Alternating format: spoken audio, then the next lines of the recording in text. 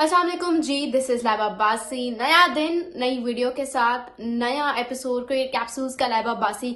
अगर अभी तक आपने देसी स्पोर्ट्स को सब्सक्राइब नहीं किया तो subscribe this YouTube channel, press the bell icon to never miss any video हमारी साइट से। और क्या, और यही कि भाई सब्सक्राइब करें, press the bell icon to never miss any video from our side and to follow us on TikTok, Facebook and Instagram. You can just get into our description box, वहां पे हमारे तमाम सोशल प्लेटफॉर्म्स के links मौजूद हैं। ठीक है, तो उनको भी क्लिक करके हमें वहां पे भी आप सब्सक्राइब कर सकते हैं। उसके अलावा दिस वन मोर थिंग, मुझे यार कमेंट्स में तो बताया करो कि तुम लोगों का रमजान कैसा गुजर रहा है। थोड़ा सी बातचीत हो, थोड़ा सा हो के यार, हाँ पता चले कोई एक कंटेंट क्रिएटर है who wants to get engage with her audience. तो मैं जानना चाहती हूँ कि मुझे कौन कौन देख रहा है, कितने लोग मुसलमान हैं, कितने लोग हिंदू हैं।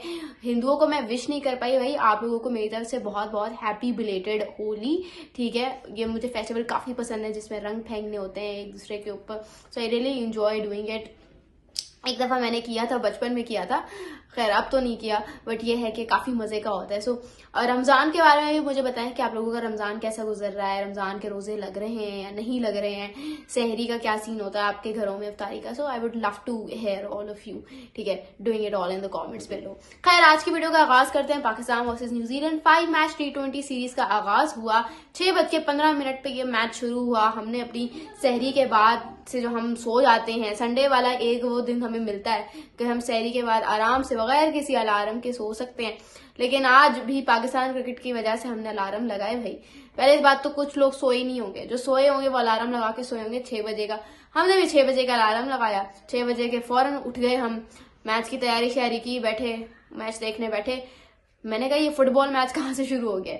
मतलब भाई 3 विकेटें डाउन, 3 ओवर्स में 3 विकेट डाउन, फिर 4 विकेट्स और गिरे। ये क्या था। पाकिस्तान क्रिकेट टीम ने डिसअपॉइंट किया पहले T20 मैच में, बहुत बुरे तरीके से डिसअपॉइंट किया। जस्ट 92 रन का टारगेट, न्यूजीलैंड ने ये टारगेट बड़े आराम से 10 ओवर्स के अंदर अंदर चेस करके मैच अपना नाम कर लिया। और फिर पाकिस्तान में बाबर आजम और मोहम्मद रिजवान की PR एक्टिवेट हो गई। अभी मैच हमने ढंग से हारा नहीं था, लाइक मैच खत्म नहीं हुआ था ढंग से, पहले ही बाबर आजम और रिजवान को वापस लेकर आओ। इस पे भी आते हैं, लेकिन पहले डिस्कस करेंगे कि किन वजूहात की वजह से हम ये मैच हारे। देखो, सबसे पहले क्या होता है ना, कि सबसे पहले तो आपको ये समझने की जरूरत है कि ये जो यंग लड़के हैं ना, इनको आपने जिनको चांस दिया है, अब इनको बैक करो। 0 for 5 क्लीन स्वीप भी हार जाते हो ना ये सीरीज, इनको बैक करना आपने छोड़ना नहीं है, इनको सपोर्ट करना नहीं छोड़ना। इनको लेकर आए हो तो अब इनको सपोर्ट करो।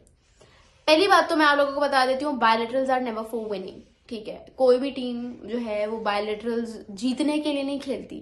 अगर जीतने के लिए खेलती ना तो ऑस्ट्रेलिया बायलैटरल्स जो हमेशा अपनी BC टीम ना खिलाता, B लेवल की टीम, C लेवल की टीम।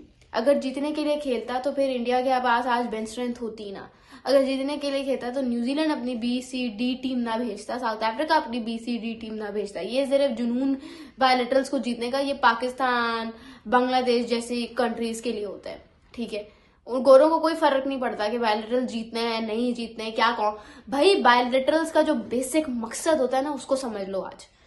उसमें आपको ये करना होता है कि भाई आपने एक राइट कॉम्बो बनाना होता है। ठीक है, आप देखते हो कि यार अच्छा इतने स्पिनर्स लेकर जाने, इतने स्पिनर्स को आज हमने फ्लरिश करना है, इन कंडीशंस में उसको बिठाना है।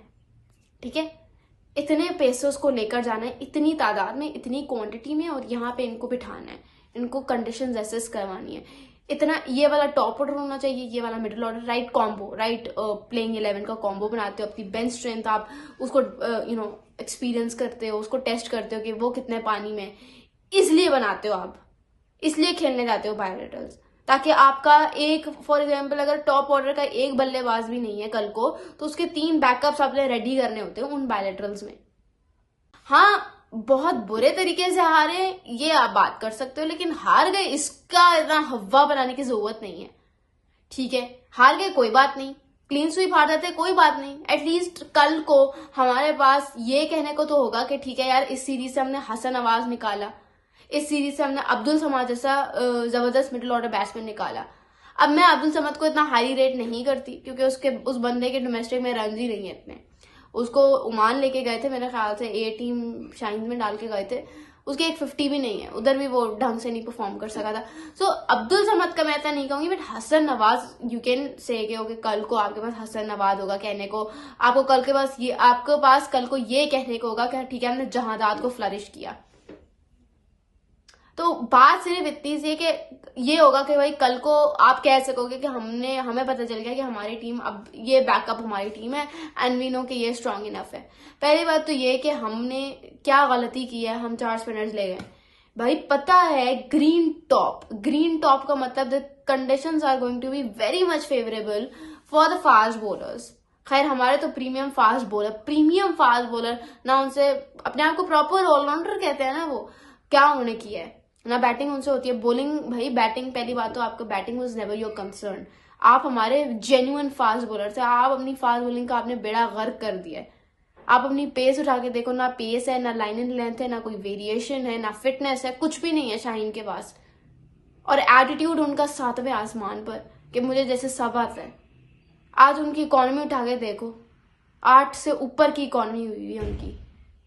मोहम्मद अली एक डिसअपॉइंटमेंट, जादाद खान एक ओवर में 17 रन, अबरार अहमद, शादाब खान तो भाई कुछ है ही नहीं। शादाब खान को वाइस कप्तान बनाया है, उसने किया क्या है? ना उससे बैटिंग में परफॉर्मेंस हो रही है, ना उससे बॉलिंग में परफॉर्मेंस हो रही है। उसकी बॉलिंग उठा के देखो। स्पिनर्स को मैंने बात ही नहीं करनी क्योंकि स्पिनर्स का था ही नहीं है, लेकिन अब ऐसा भी नहीं था कि कुछ ही नहीं था। तो उनके माइकल ब्रेसवेल को उठा के देखो, इस 100 दिन उनके विकेट निकाल लिए, तो उन्होंने कैसे किया है? हमारे जो स्पिनर्स है ना, उनको वो घी में लदी हुई जो पिच होती है ना, उस पे आपको विकेट निकाल के दे देंगे।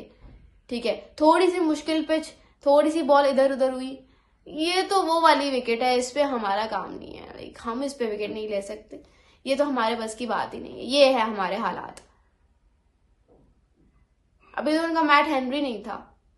मैं यहाँ पे जो क्रिटिसिज्म कर रही हूँ, for all of you to know, it's only for the ones who are experienced. Shaheen is very experienced, मैं उन पे क्रिटिसिज्म कर रही हूँ। शादाब खान वेरी एक्सपीरियंस्ड, मैं उन पे क्रिटिसिज्म कर रही हूँ।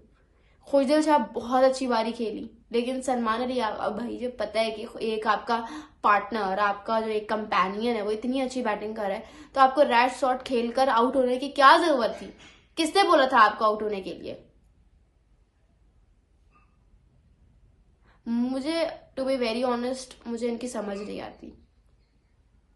मुझे नहीं आती इनकी समझ। मुझे समझ नहीं आती है करना क्या चाहते हैं अपने साथ। वहां पे वो लगा मैं बाबर आजम रिजवान को वापस लेकर आऊं। नहीं भाई, हमें नहीं है जरूरत। ठीक है, उनको आप, पहले बात तो ये कि आपको उनको ड्रॉप करना ही नहीं चाहिए था। अब ड्रॉप कर दिया तो चुप करके बैठे रहो। अब वापस लेकर आना है, ये नहीं करना आपने। 2 मंथ तक ये PR एक्टिवेट होती रहेगी, लेकिन आपने you have to focus on your bench strength. आपने उन पे काम करना है। इसके बाद और सीरीज आएंगी, आपने अपने आप को उसके लिए रेडी करना है। ठीक है, so be hopeful and support these guys in blue, guys in green. ठीक है, मतलब मोहम्मद हारिस, मुझे लगता है कि न्यूजीलैंड को भी पता चल गया था कि इन लोगों को ना इंटेंट करेंगे। इंटेंट का ड्रामा इन्होंने पूरा कब से चलाया हुआ है, तो न्यूजीलैंड को तो यह बात पता चल गई होगी। उन्होंने थोड़ा सा जूस डाला पिच में कि भाई हाँ, इसको जेमीसन ऊपर से उन्होंने इंट्रोड्यूस करवा दिया पहले ही ओवर में।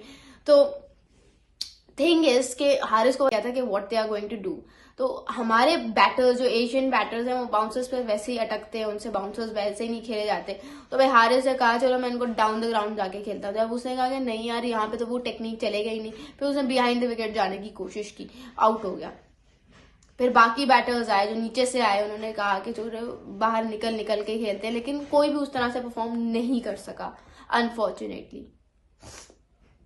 मैं यही कह सकती हूँ कि सपोर्ट करो इनको, ठीक है, और जितना ज्यादा सपोर्ट कर सकते हो करो, लेकिन एटलीस्ट कल को आपके पास एक प्रोडक्ट होगा। ठीक है, कल को आपके पास कुछ होगा बोलने के लिए। What do you guys think? मुझे कमेंट्स में जरूर बताइएगा। एंड मेरे ख्याल से कि अगले मैच में क्या प्लेइंग 11 होनी चाहिए, आई डोंट नो, बट मैं तो I am all there to support these guys in green. मेरे पास और कुछ नहीं है कहने को। सो मुझे कमेंट्स में जरूर बताइएगा कि आप लोग क्या सोचते हैं आज के मैच के बारे में। Thank you so much. This is Laiba Basi signing of.